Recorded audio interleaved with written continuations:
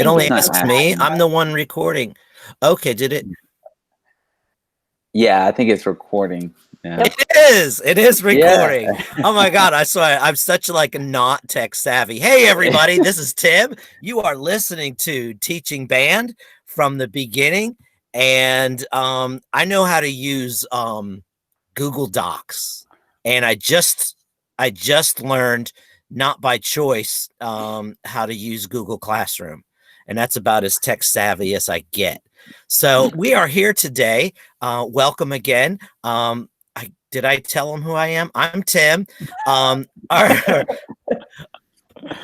co-host, as always, here is Olivia Spell. She's here today. Olivia, how's it going? What's good in the What hood? is going on? You're back in town?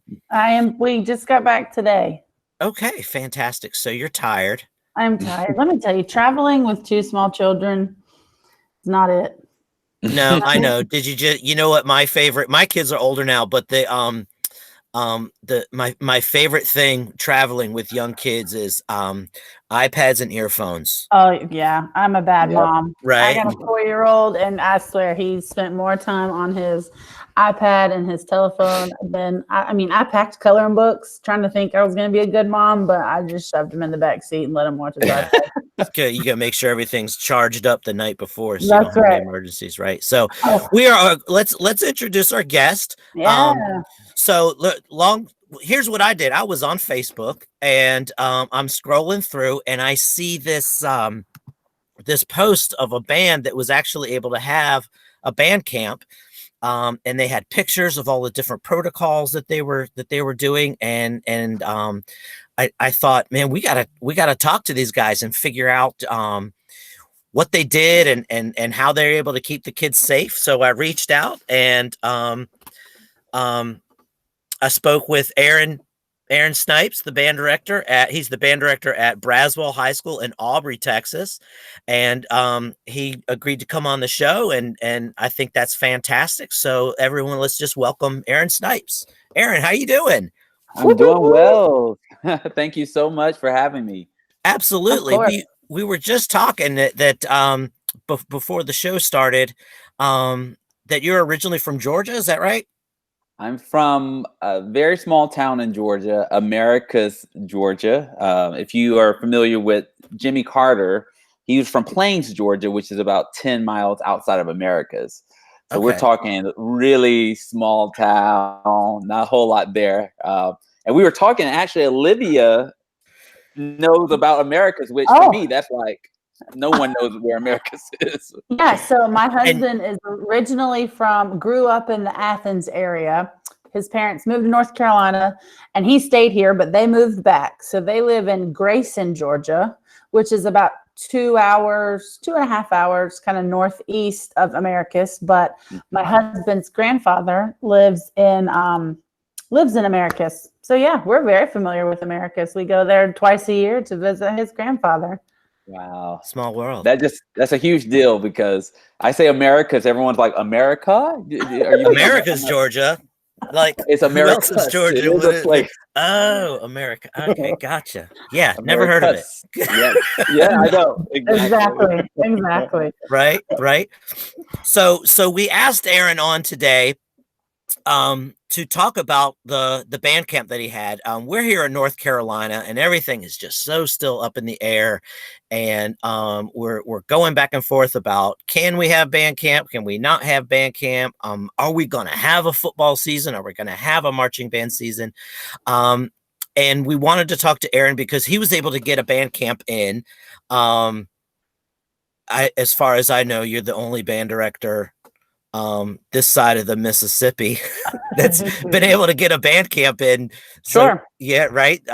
Everyone else is still on hold, and we wanted to talk to you and see how you did it, so that we can take your ideas and go to our powers that be.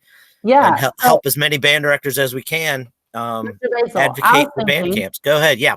How about, can we start out with, so Braswell High School in Aubrey, Texas, can you kind of tell us like where that's at, what your program is like, et cetera, et cetera. So give us some basics first before we jump in.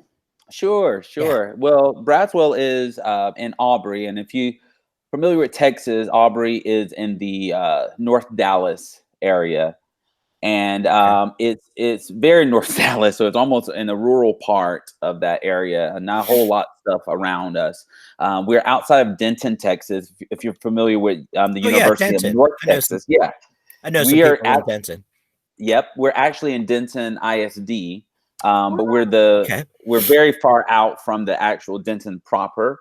But we just moved up to 6A school, so that means we have about we'll have about 2,300. I mean, we don't know what the fall is going to look like, but if it was a perfect world, we have 2,300 students enrolled. The band program, I've been there for 3 years. We started off with about 75 kids our first year. Second year, we grew to 120. Last year, we had about 180. And this year, we'll have in a perfect world, we'll have 230 enrolled. So it's been growing every single year. The school itself, Braswell, is about, it's almost a Title I school. And I say that because we're 1% from being Title I. So it's a very diverse, demographic and a socioeconomic status is very, very diverse. But it's a great place to live, a great place to teach, and a great place to work. Okay, so you said you've been there for 3 years. Are you by yourself, or do you have any assistants? Or what does your staff look like? Yeah, basically, I have one assistant director, and then I have a percussion director who's just does percussion only. Then we have a color guard director. So our staff is for a Texas school, it's pretty small, believe it or not. It's only, and we do basically everything. We don't really have a whole lot of outsourced staff for our band. Sure. Okay. Wow. Cool. That's awesome. Is it a new school? It is a new school. Yeah. The school is actually 4 years old, and we've been there 3 of the 4. Me and my assistant, we've been there together the entire time so far. So you pretty much got to start everything that you guys do from the beginning. Yeah. When we first came, it was very new, very new. So we had the opportunity to make traditions and really unite the band and start building, laying a foundation to build upon. So, and how do you pronounce? Is it Braswell? Braswell, yeah. Braswell. Where I taught for many years on a school it's just on the other side of I-95. It's east of I-95, so it's like the gateway to the east, right? And very rural. And that last name, Braswell, is a very common last name in that area. But the reason I asked is because everyone pronounces it Braswell. I was gonna say it's one word. Yeah. It's oh wow. Braswell. What's your name, Mr. Braswell? So I was just curious, right? I think it's Braswell. As far as you're concerned, right? Yeah. That's awesome. So in a perfect world, what would your summer schedule be leading into like a normal marching band? And then we can kind of talk about how you changed and shaped that to adjust to today's. Absolutely. Yeah. Well, normally we have, right after school is done, we have about a week-long camp that we kind of kick off camp type thing. Right. Then we take some weeks off. And then at the end of June, we basically have like a June camp, like we call it a midsummer camp, where we get the kids together just to make sure they're learning and they're progressing. They're still practicing all those things. And then in July, we have our color guard and our percussion camp. Those are separate camps for them. And then the end of July, we have 2 weeks of regular band camp leading into the first day of school. Okay. So school starts in early August for you guys? Usually mid-August. Okay. So, yeah. Yeah, that's pretty similar to what we do. Yeah, Olivia? Yeah, as you talk, it's kind of funny. I know this show is not about us, but I'm hearing some very similar. The school we're at, I've been at, this will be my 10th year, but I pretty much started the program. We brought in Mr. Basil last year and as his assistant. We have a percussion and a guard director. Right. We got to start all our own traditions. Size-wise, it's pretty similar. It's really cool to hear that somebody else is doing that and the same ideals. And we do a June camp and a July camp and an August camp. And yeah, this is really cool. There you go. Right. So in Very cool. and Texas is weird because and I came from Florida. Maybe I should. I don't know if I mentioned that, but I taught down in South Florida for 12 years at Wow. Park Okay. Vista Okay. High School. At where? And Park Vista High School. Oh yeah. Okay. Yeah, I taught Right. there. We were very successful there, and then I was ready to move, and Sure. people called Texas the promised land, and they kind of recruited me over here, so I moved here. And but the thing in Texas that's different than a lot of other places, Florida specifically, is that during the summer we can only practice visual things 10 hours. So they give us a Period. 10-hour period. You can only, like all those camps, you can't do more than 10 hours of anything visual. Wow. And then you can't learn drill until after August 1st. So every school in Texas, we don't learn drill to after August 1st. And of course we have the 8-hour rule where, Right. any given week, we can't practice more than 8 hours. But those are some of the things that when I got here, because I was used to, doing Do whatever you want. Yeah, whatever we want, Right. and whatever we needed. But Right. here it was like, nope, you can't do a whole lot. During the summer, you can play a lot of music. You can't do a whole lot of Sure. visual things. Sure. Now is that because of the heat? Why is that a rule? It's because here in Texas, we're governed by UIL. Sure. And I'm sure we'll talk more about that as we talk about some of the mandates. All of that comes from UIL. Okay. And so UIL, Texas is very competitive. And so they try to standardize everybody. So they don't Okay. want Okay, a school, practicing all throughout the summer and then another school not. They want to put everybody on the same playing field, so to speak. Right. Okay. I'm glad you brought that up because I was going to say, I think Florida is pretty similar to North Carolina in that there's like a bandmasters association, but there's not a governing body, if you will, over the programs. But Texas has UIL, which I will say, and this is a little off topic, in times like these, I wish we had a UIL, somebody to say and make the decisions for principals and superintendents and arts coordinators to kind of base their decisions off of. I would appreciate that. But even still, like you said, it kind of puts everybody on a playing field. It gives you an association to look up to. Like we have the High School Athletic Association, you guys have a UIL, all the standards are the same. So I'm glad you brought that up. So kind of turning into like what we're here to talk about, you guys in your June band camp, did you get a lot of your information from UIL? Like, is that where it kind of started? And then you took it into how you would implement things into your school? Talk to us about that process. Absolutely. Yeah, we did. A lot of our information, in fact, all of our information that we received came from UIL. And UIL is governing, I think, kind of probably how it's in North Carolina, where they govern the football and all the athletics and music and arts. And so they took the athletic guidelines and they made the music guidelines. They made them work together so everybody was doing the same thing. And so they released that. And Olivia, you're right. It is good to have a governing body like that kind of, because sometimes and maybe this is off topic too, but in times like these, we just want to know, like, just tell us. We are music teachers, we will be flexible. Just tell us so we can wrap our head around it and make a plan. That's the biggest thing right now. Absolutely. Exactly. As music teachers, we're planners, so we're just like, just tell us what we can do, what we can't do, and we'll make it work, right? And so UIL at the beginning of the summer, I was very happy because they kind of told us, they outlined, okay, do this and you can't do this. And so we had a plan. And the beautiful thing about that I really appreciate is that they didn't say you can't practice. They didn't say you can't rehearse. They said, if you decide to rehearse, these are the guidelines that you need. These are the things that you need. So we did receive that. And then from there, our district, which plays a huge part here, because we have a district fine arts coordinator, we actually have two. I know, right?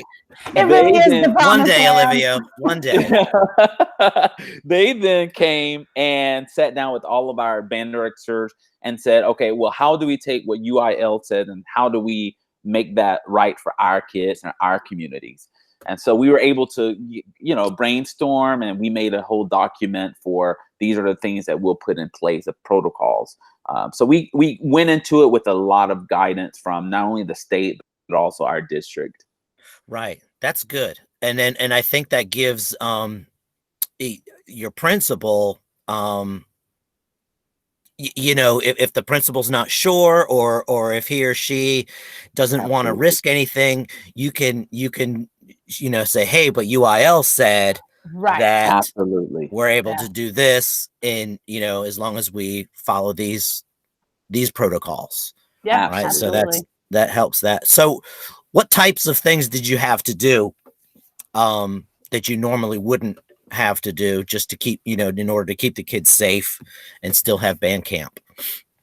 Well, there was a lot of planning involved. I mean, almost every day of us, because when something like this, we take it very seriously. I mean, these are kids' health, Absolutely. And so there's lives at stake, literally. Yeah. These are lives at stake. And so this is not something we just went into just because we wanted to have a band camp. But we felt like, and if I could, I'll come back to answering that. But I just wanted to say, like, we really felt like the kids needed this camp, and if their parents were okay with them coming, we dealt with so many kids who, really their mental health suffered a lot. Right. And I know that just for us, for me, and I know Olivia and I both, we've had our days. And exactly. We needed a director. Right. And if I know that's happening, imagine, for the kids, for sure. Absolutely. Exactly. And so we knew this was something that we really need to do. And so from there, we just really started to plan and get a plan in place. And one of the things that really made it easy was the fact that our fine arts director and our district worked to give us the PPE. They worked to give us those things that we need. Great. Like the sanitizer, the buckets, the gloves. That's so important, because if we had to, as a band program, worry about all of that ourselves, that would have been just totally, I mean, first of all, it would be going into our budget.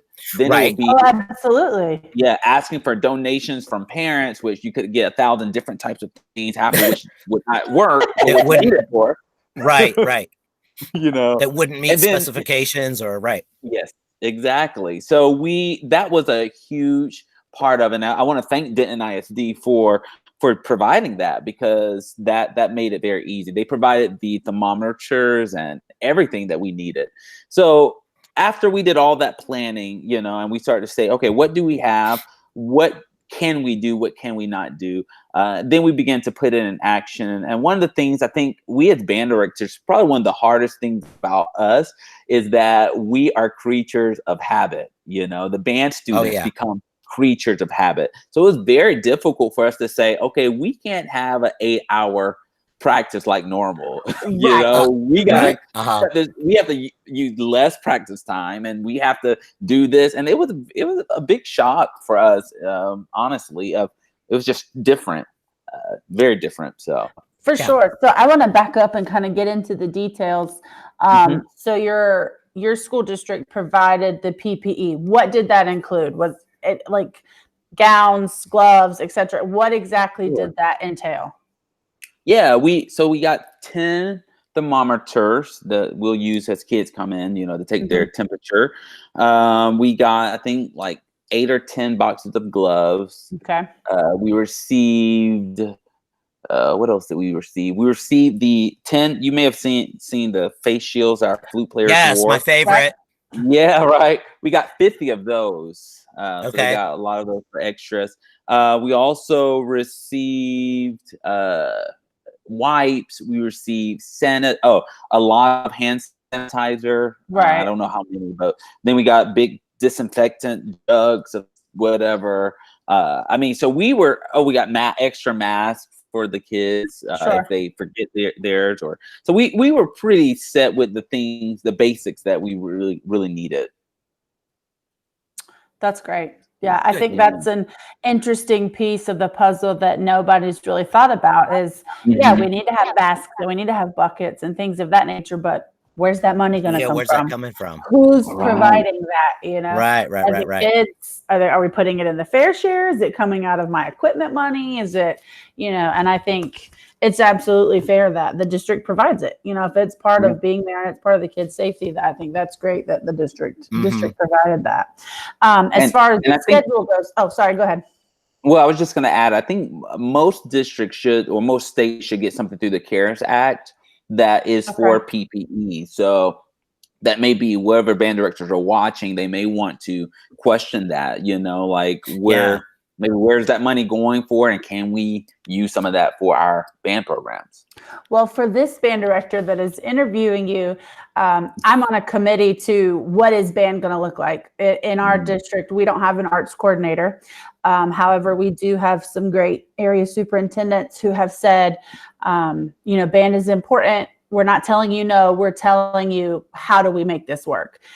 So tell me more about the CARES Act, because I'm honestly not familiar. Well, I think from my understanding, and I'm not the most versed in it, but every state, because of this being a pandemic, every state gets a certain amount of money for PPE. Okay. And so, right. So school districts can use it however they want to, some of it may go all to the school body. Some may go to or some may go to the fine arts or this and that. So they can allocate it how they exactly. Okay. And so that's money that should be there for things like PPE and those type of things that we need to keep the kids safe. Awesome. Good to know. Good for me and all of our listeners. That's absolutely there you go. Right. So when you had your kids come in, did they lined up probably, they're 6 feet apart, and the first thing they did is probably get their temperature taken. Was there like a questionnaire, a form they had to fill out, that type of stuff? I think that's becoming common. How many students could you have at a time? Was it different for outside versus inside, or how did that work? Well, the guidelines that UIL gave us is basically based on the social distancing factor. You know? So if my band room, and we did have a percentage, I want to say at the time it was 25% of the max occupancy of the room. Okay. So 25%. So if you're, if your room held 100, you could have 25 kids in there. But it's always based on the social distancing. So if they had to be 6 feet apart, if they couldn't be 6 feet apart, then you don't get 25 kids. You get whatever they can get socially distanced, if that makes sense. Gotcha. Yeah. So and up to 25%. So I really like that, because I've heard of a lot of districts saying, well, you just can't have more than 50 kids, or you just can't have more than X kids. I really think just it should a flat number. Right. But that makes it difficult, because every facility is different. Like my band room could hold X amount. I don't want to just be, maybe I could get more than 50, I don't want to be just limited. So they were very smart in how they did that. But essentially inside we had those limitations, and then some districts are saying you can't go inside at all, right? They're saying they're saying you can't. Which I get it, I understand, but I do feel like I know that there's a safe way that you can allow kids inside, Absolutely. And changing the patterns of how they come in, how they exit, and making sure that you have, and we can go into more in-depth things that we did, but there's a way. But we could have as many kids as we wanted socially distanced outside on the field. So that's awesome. And then inside, as long as they were 6 feet apart and a certain percentage of the occupancy. That's awesome. Exactly. So I think that makes a lot of sense. Yeah. Like Mr. Bizzle was saying, okay, so I'm a kid, I show up. What is my check-in procedure? What do I do? Okay. Well, before I answer that, let me kind of explain that we were able to have parent volunteers, which again, that was a great, huge, asset, because otherwise it would be just me and impossible. 3 other people. Yeah, exactly. Right. Mm-hmm. And I do know of some districts, even in Texas, where they're saying your parents can't be on campus. And so it really puts a lot on the band director. So luckily, again, in ISD, they allow parent volunteers. So if you're a student, when you come, you'll come out, get dropped off. We usually told the parents to just hold off before they drove off because we need to check them first. So first thing we would do is take your temperature. And then we had a form that every parent had. It was an actual Google form. And so in that form, they had all of our questions. I actually have some of the questions here. Some of the questions that we asked were, you know, do you have a cough? Do you have shortness of breath? Do you have muscle pain? Those type of things. One of the most important ones was, have you been in close contact with a person who's confirmed to have COVID within the last 14 days, I believe. And so, and I can send you our whole guidelines, and maybe you can post it somewhere if you want. I you know, have no problem doing that. But cool. But so basically we asked them those questions and we documented the answers to every question. And then also at the bottom of this document, it asked what was their temperature, because we want to know that for documentation purposes. But it also served as our attendance for the day. So as they were putting all this in, it was also taking attendance, so we knew who showed up. And so the first thing you would do is kind of be screened, get your temperature taken. If everything's clear, all good, you would then walk in. Now, we started with our woodwinds outdoors and then our brass inside. Our percussionists had already come earlier that day. So we split it up where it was our battery, our drummers from 9 to 12, and then our front ensemble from 1 to 4. And then we had our winds and color guard from 5 to 9, an evening thing. Okay, so you not only split up locations, you split up time as well. Absolutely. That makes a lot of sense. Yeah. We wanted to diminish the amount of kids that were there at the same time, for sure. Right. So we started at 5, and so we had the brass show up from 4:30 to 4:45. Again, to diminish the amount of kids that are coming. And then we had the woodwinds show up from 4:45 to 5. Woodwinds went straight outside, so they never came inside. Brass went straight to the band room. We closed off our locker room where they keep their instruments. Yeah. So every single day they had to take their instrument with them, with the exception of the tubas, of course. Right. But everyone else, they had to keep their instrument with them. So they split up from the very beginning and they went inside. Inside, we had on the ground dots that were 6 feet apart throughout the entire band room. So it was very simple. We just said, go to a dot and just sit there, stand on, wait, sit down, whatever you need to do. But you don't have to walk around and measure kids, right? That's right. Always be on a dot, right? So that became like a catchphrase. Find your dot, and that means become 6 feet, you know, have that social distance. So that would be the process if a student was walking up, and it really was very smooth for us. It didn't take very long because we had about 4 or 5 parent volunteers. So they were just getting them in there, and we started on time.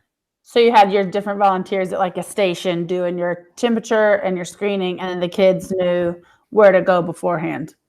Exactly. Yeah, they were out there and they had like a tent, and they just, as kids came up, they did it, and the kids kept going in. We never really had a line because a lot of kids would just stay in the car until it was their time and then walk up. That makes sense. Absolutely. Really good. Yeah. That's awesome. If one thing I would change if I were to, because I've been doing a lot of these interviews, and one of the questions they always ask, what would you do differently? One thing I probably would change is I would do all their questioning inside of the car rather than having the kid get out. Stuff. Oh, okay. Just have them stay in the car, have the parents go to the car, take their temperature while they're seated there. If they don't clear, they can just keep moving. Keep on driving. That's super smart. Right. Yeah. Right. Then they're not coming in contact with other people. With anybody. Exactly. Right. Yeah. That's a good idea. That makes a lot of sense too. Yeah. Taking my notes here for my next meeting on Tuesday. Yeah, we're taking notes right now. So so when rehearsal started, what was the protocol with masks for students, staff, playing instruments versus not playing instruments? What were the rules you had to follow there? Okay. So we've made some changes to all of this because, you know, you kind of do it and you see, like I just said, like this should be better. We should do this. What works? Yeah. Doesn't work. So early on but I think from the very beginning, as far as a mask, we were very adamant about you must have on a mask. You must have one first, and then you must wear it.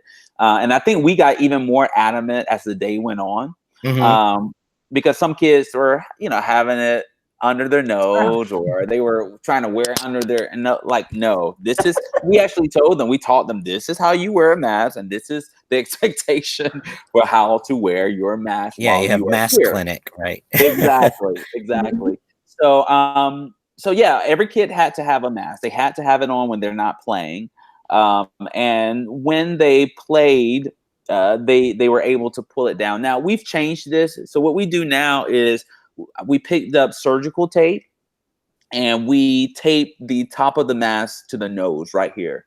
And we just put one little strip here. And so what that allows us to do is the kids actually pull up their mask and continue to cover their nose while they're playing. And so they're not breathing anything, and the mask is still protecting what's coming in. So they bring their instrument down and they're automatically wearing the mask. Okay. Well, it's there for them to pull down, right? So it's there for them to pull down instead of them having to reach in their pocket and, it's just right there. And yeah, if they are responding, if I'm talking to some of them, they can just pull it down and talk, or they could, and when they play, they could just pull it right up. That was a game changer for us. And believe it or not, it's not very uncomfortable. You would think like the kids would they couldn't feel it. Right. And so we were very, very happy that worked out for us. Okay. That's good. Genius. Olivia, did you write that down? Did you put that on the list? I'm taking all of the notes. You have no idea. we're recording this, so even if I forget something, we'll just come back. And I saw, and then the face shields for the flutes. I saw that, and then I think somebody saw the same post I did, and they posted, I don't know, it was like a link to Amazon, or, hey, I saw these things and you can get them for, a bundle. And so I tagged Olivia in that, and then, she bought, I bought 50. Whatever. What was it? Right. And it's, and we were laughing at them because, she tried them on and we were looking at it and it says face mask on the front, right? Or face shield or whatever it says, like, just in case you didn't know. Yeah. Well, and that was one of the things that really, I'm looking at these things when they came in. I'm like, oh my God, these kids are never gonna wear these. Like they're so not cool, right? They're probably not comfortable. And how do you put the flute underneath there to play it? And so I was like, well, I got to figure something out. And so I brought in all the flutes. I said, guys, guess what? You guys are special. We have a very special, very expensive. They weren't that expensive. Right. But no one else has these. No one else has these. This is the 2020 version of the face mask. This is like high end here. And so right, exactly. And you just say that to a flute player, and they're like, "Oh, right." So they put it on, and they wore those things head up in the air. God, that's hilarious! And they just totally hyped on it, right? They owned it. They owned it. I was like, they were the Queen of England all of a sudden. They got my feet shield. That's right.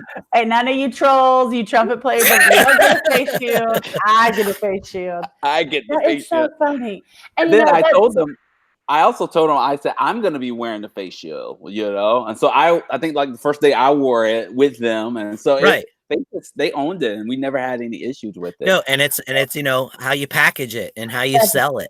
I was just going to say that, we were talking to somebody the other day, and being a good band director is part being a good car salesman. And like you said, you bring them in, you make them feel special about it. And these kids, we were talking about mental health earlier. They want to get there and they want to do something. They would wear whatever you told them to wear if it meant they got to come do band. And that's the awesome part of our job.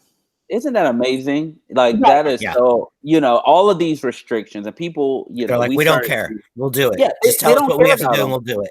They tell us what we have to do and we will abide. And we never had issues with any of the kids doing the guidelines. No, we never. That's awesome. Yeah, we there a couple of times, you have to say 6 feet, get on the dot, and that was because they were 4 feet, but they really tried their hardest to, because we explained to them, we were like, hey guys, this is people's health, not only teachers, this is your parents, you know, your community, it's all their health. And so we put out that Facebook, and so literally it went viral in a day. Like I'm sure. That's awesome. Yeah, I started to get, you know, calls and emails from people all around the world, literally. Yeah. About 85% of it was very positive. About 15% was not so positive, but that's okay. No, they were jealous. The 15% was jealous. They did not like it. And, you know, I understand it. This is a hard time for everybody, and I get it. But one of the things we told the kids after that, we had the camp, everything was successful. Everything went great. The next week, because we have our camp, and then every week we have a Tuesday rehearsal. So we've been going all summer, every Tuesday. And we told the kids, now you are literally examples to the world. Yeah, people are watching 100%. You. So now you have to, you know, uphold everything, all these guidelines for the safety and the example of the world. So you tell them that, they'll be doing it for the rest of their lives. You're never going to go back to normal. Exactly. You know, next year the flute players are going to show up with their face shields, regardless of what is happening in the world. You know, y'all don't have to wear those. Yeah, we know. But they'll have stickers and drawings and like monograms and all that kind of stuff on them. That's awesome. That's awesome. What else did you use? I saw a picture of some buckets, and when kids were emptying their water keys, and I didn't know, like, did each kid have their own bucket, or was there like one community bucket? How did you do that? Well, we did a couple of buckets per section. Each kid didn't have their own. It would be too many for us. But we did a couple so they were spread out over the band room. And so it was always in walking distance for a kid just to lean over and empty into that bucket. And so inside the bucket, we put that disinfectant. We put water, and then we put disinfectant in there. So that so you put that in there ahead of time.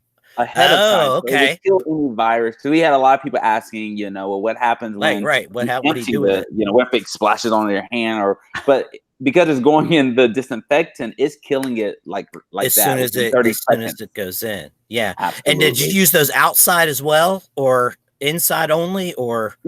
Yeah, we only used the inside because outside we didn't really play at all. So we had our instruments, but it was just mainly just to figure out how to hold and do horns up and horns down. Right. So there was never any air or anything going through it. So we only used it inside. Okay. They only got 10 hours of outside time now. Don't forget. That's right. That's right. You don't want to waste that outside time. That's right. Exactly. That's awesome. So, okay, talk to me about I think you briefly mentioned it earlier. So your entrance and exit strategy. After I've gotten my stuff out, I've passed my temperature, my screening, what happens entry and exit wise? Well, we had we did the schedule so that none of the kids were crossing each other at any point. It was always where the woodwinds would exit at a certain time and brass would be 15 minutes later. So the schedule was already off. So nobody was ever crossing each other at any time. So and that really helped. Some buffer zone in between everybody. Absolutely. And that helped a lot until the last 30 minutes was the first time that we would have the entire band out on the field. So we were in practice from outside. We actually did PT, you know, physical training and all of that. Right. And so we were in from out there. So it was basically just scheduling it so that at no point would any kids be walking back and forth from each other. And that helped in a lot as well. And you found that 15 minutes was plenty of time? Yeah, it was plenty of time. And it also gave the kids a break as well. So I think this schedule, and me and my assistant both felt very strongly that this was like a great way to do it. I think we're going to adopt it, you know, for our full band camps, which normally, again, we would go from 12 to 9, or some people go 8 to 5. We're going to take this schedule. It's only going to be 4 hours. You know, we're not going to try to do a full band camp thing. We're going to limit the amount of hours, because any longer, had we done more than 4 hours, then you start getting into a lunch break, a dinner break. Oh yeah. Yep. And that becomes a whole nother thing, like how do they get the food? And now they're in the hallway and they're close. We don't want to deal with that. So we just did it. Eat before you come, eat when you go home. When you get home. Yep, That's for sure. Awesome. So in rehearsal, inside or outside, how did you handle like water breaks and bathroom breaks? That's great question. As far as water, we actually close off all of our water fountains. So we made a point to tell the kids, you must bring ample amounts of water.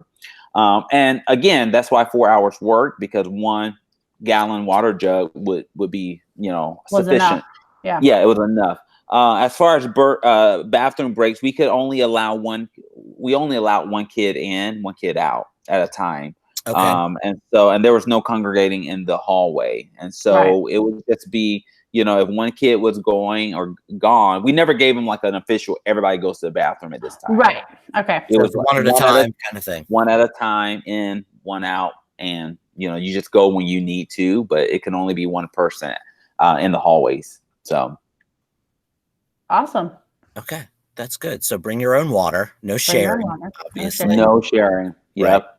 And we had water, bottles, just, every now and then you have a kid, we had water bottles in case, but bring your own water, bring your own ice for your water as well, which was very important.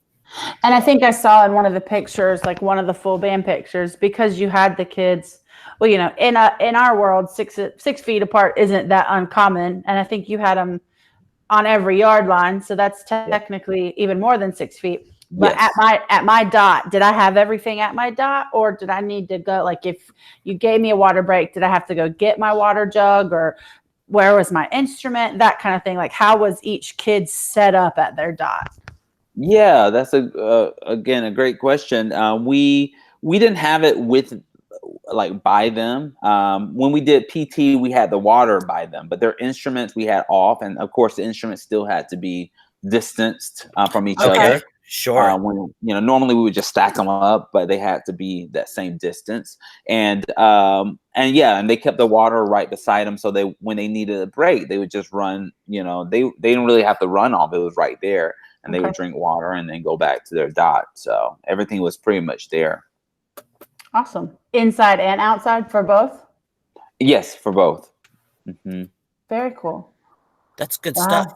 So now, where are you now as far as looking ahead to the rest of the summer? Yeah. I just want to mention one more thing. Sure, absolutely.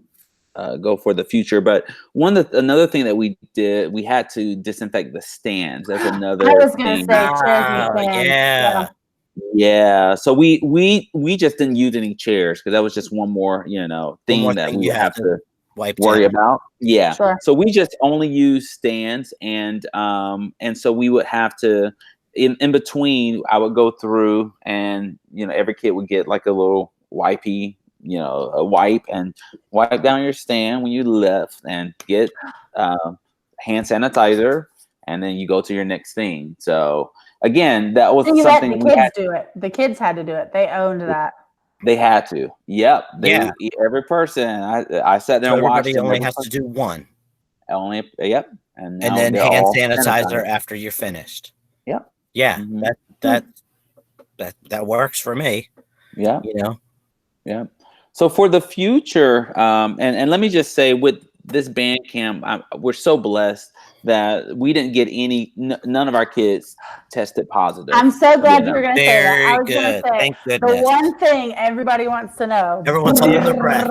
How many kids? How many kids? How many parents? How many directors? Not one. Not a single one.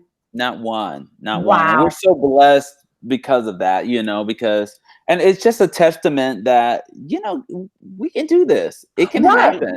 You have to be diligent. Everybody follows the rules. The rules that's work. Right. That's right. And you have to have that culture, honestly, with your kids, because they have to respect you. They have to know, like, okay, if Miss Dove said distance, we got a distance, and if Mr. Snipes say put on our mask. We got to have that Put mask. on There the was mask, no right. rebellion. Right. And so I think that was really important. But yeah, we were blessed. And trust me, the 2 weeks afterwards, I was holding my breath. I was praying every day. I believe it. You know, because I was like, I couldn't live with myself if something were to happen. Absolutely. You know, Absolutely. you know. Right.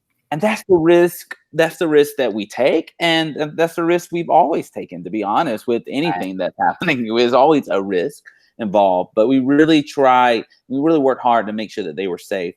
Right. So moving forward, we've had to make some tough decisions, as I'm sure most band directors have. And so one of the decisions that we've made, and UIL hasn't said what it's going to look like, but we've made the decision to cut back on our show.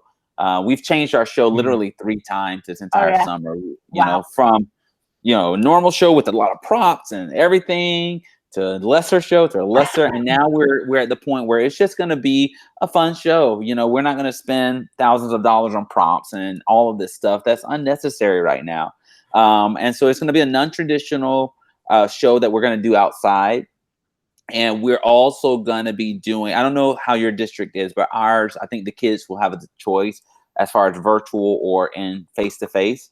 And so I don't know what our number is going to be. I don't know how many kids are going to choose to do face-to-face. And so what we're doing is we're going to cater each of our classes to indoor ensembles, where they are actually a smaller amount of kids. They're actually marching indoor blast style, if you're familiar with that. Where we can cater it to the needs of our class. You know, and so they don't have to be close by each other.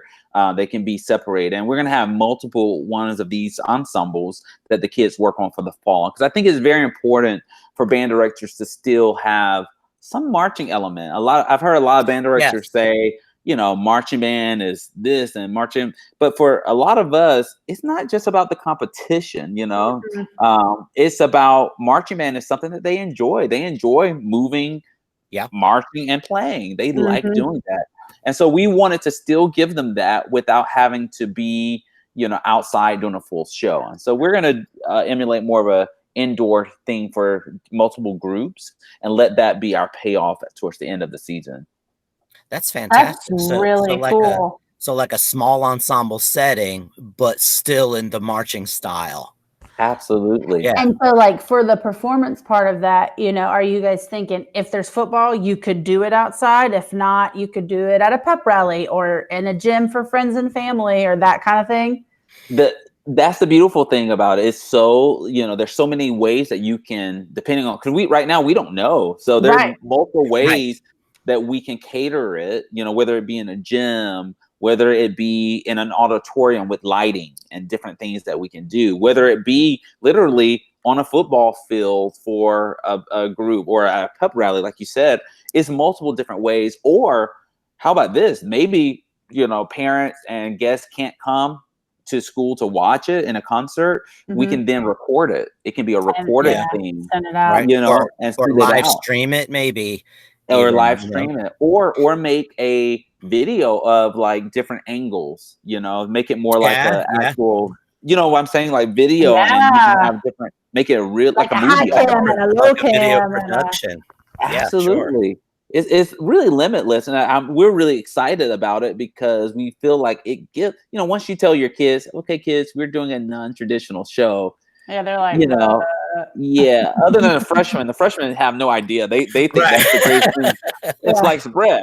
But for those kids who know better and who've done more, you know, they're going to be pretty bummed. But this is a great way to say, hey, go watch some blast. Go look at what we're about. And I like that because that's a good idea. And I think the last time we were together with the kids, it was, you know, we just found out that WGI was canceled. Now all the regionals, and now it's like dominoes. Now our local circuit was done. And it was like, we didn't even have a chance to say this was our last rehearsal. You know, we didn't even have a chance to plan for, like we do senior speeches. Yeah. And it was like, oh my God, we didn't even have time to plan for that. It was, So for them to be able to come in the fall and be excited about something like right, no matter what it is, like that, right, such a versatile idea in such an unknown time period, Yes. We were lucky in that we hadn't picked a show because we were behind, because all the dominoes had fallen. And I have to give credit to our guard director. He pointed us in the direction of a show and was like, if we need to make this competitive, we can. If we need to make this Friday night football, we can. If we need to just learn some fun music, we can. And so, but when we told the kids about it, they were kind of like, wait a second, but also the way we told them was, on like a video, like where we are now, like on Google Meet. And usually the reveal for the fall is at the band banquet, and there's like the whole atmosphere and and that whole vibe that you just didn't get sitting it's on different. your Chromebook, right? So I might have to pick your brain off podcast about this whole blast idea, because I used to get down on some blasts. To be honest, with the whole winds thing, like we've had a winds group and our kids love it, but you add lighting and camera angles, they might be about that. There you go. If it's in the auditorium, lighting, and you don't have to, that one question I got was about socially distanced, but you don't have to have every kid on the stage at the same time, because it's a stage. You add smoke, you add lighting, you add sound effects. It's a production. And that's kind of what we're going after, whole production. So we're really excited about it. So that's how you're moving forward with, are you still having your August camp or your end of July camp that will lead into that? You're just kind of restructuring with that in mind? Yeah, absolutely. Since it's not, we're not doing a traditional competitive marching show, it's not going to be as difficult to learn. So we don't need all the 8 hours a day of a marching band camp like normal. So we're still doing our band camps just to start learning things and start setting a foundation. But it will be an abbreviated version of that. Right.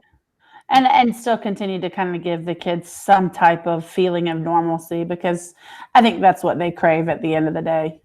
Yes, absolutely. They want to be there. They want to feel like what they're doing is worthwhile. And so many of our kids, I don't know about you guys, but I have a lot of kids who come to school for band. Oh, absolutely. So we are, talk about essential. We are essential to their education. And I don't want to get into that, but research shows that kids in band do better in academics. We all know that. And so we just, like you said, we want to give them as much normal as possible and give them something to hope for. There are 4 things that kids have to have. They have to have something to love, something to believe in, something to do, and something to hope for. And those are the 4 things that we try to give our kids, and this pandemic is horrible. It's going to look different. There may be, we may have to go online, virtual for a season and do things there best we can. But at the end of the day, them knowing that they have something to look forward to and hope for, I think it's going to be critical to their success. For sure. Yeah, I think very well said. The other day 100%. This whole push for social emotional learning, that's what we've been doing the whole time. And giving the kids something to be there for. That's awesome. I just have one more question, Mr. Basil. You look like you're ready to wrap up, but how are you doing? So I feel, you said your post went viral. You thought you were just teaching in the promised land, doing your thing. And now all of a sudden, you're like a celebrity in the band world. How are you doing? Well, I appreciate you asking that. That's so kind of you. Band directors, many times we don't get that question. It's not about us.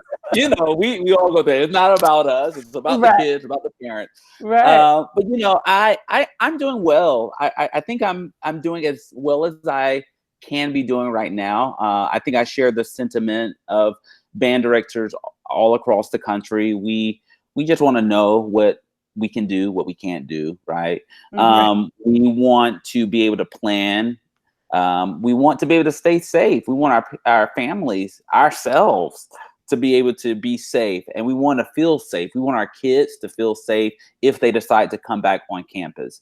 we want that to happen. And so Absolutely. I think I share those same sentiments. When all of this is going on, I need to add, I was finishing my a degree. So I was in grad school, and that was during that same time. So that was like crazy for me to be doing this camp, then doing grad school, and then for the post and to go viral. That was like, you never want anything to go viral ever again. I mean, it is not, I know you said it's a lot of attention, but it's very, very it's rough. It's very, very draining, I should say. Sure, it's draining. Right. Right. It's very draining because you're wanting to help every band director that contacts you, and you're sending them stuff, answering questions, and I'm just happy that we could be in a place, and I could be in a place to do that. I think how we navigate through this season is gonna show us what we can achieve in the future, and that's for every band director, every program. We are the most resilient people ever, and so you guys know that, and so I just want to admonish any band director that may be watching, if it's your first year, especially, hang in there. This is just a season, and the students need us, and I tell myself that every single day. The students, they need me, and in order for me to be able to give them everything, I have to care about me. I have to take time for me. I have to find those things that refresh me and replenish everything I've given out, because I can't give them something from an empty place. And so every single day I try to find something to take my mind off of this. And, sometimes I have to shut down Facebook. I have to shut down social media. I have to, get in that place where I can actually breathe, and I think that's so important. And so we're resilient people. And I just want to encourage anybody that could be watching that this is the season. We're going to make it through it. We're going to be stronger. We're going to be more creative. We're going to be more innovative. Right. And at the end of the day, we can say we did it because we are band directors. And this is just what we do. 100%. That's awesome. Absolutely. Thank you so much for sharing. Absolutely. Thank you. Now we know why Texas wanted you so bad. Yeah, right? I don't know if I was ready for Texas. Well, that's awesome. Thank you so much for sharing and giving us some tips and tricks, and just kind of really giving us hope.